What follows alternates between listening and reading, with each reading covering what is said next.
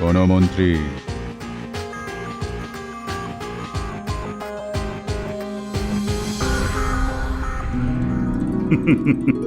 আমাদের রাজ্যে এখন বেশ খুশির সময়, যেদিকেই তাকাচ্ছি সেদিকেই সবুজ, ক্ষেত ভরা ধান, পুকুরে কিচকিচ করছে মাছ। তারপর গতকাল বাংলার নবাবের কাছ থেকে সব থেকে বেশি খাজনা দেওয়ার জন্য পুরস্কারও পেয়েছি। সবই মহারাজ আপনার আশীর্বাদে। আপনার মতন প্রজাবৎসল রাজা না থাকলে আমাদের রাজ্যে এরকম উন্নতিই হতো না। গোপাল, তুমি তোমার তেল দেওয়াটা বন্ধ করো। হাটে তেলের দাম কিন্তু এখনো কমেনি। এই তোমরা একে অপরের পেছনে লাগাটা বন্ধ করো তো।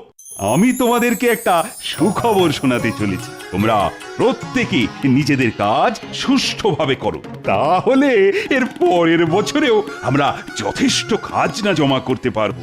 সবই তো হলো মহারাজ। এই আনন্দে যদি একটু পেট পুজোর ব্যবস্থা হতো তাহলে মন্দ হতো না।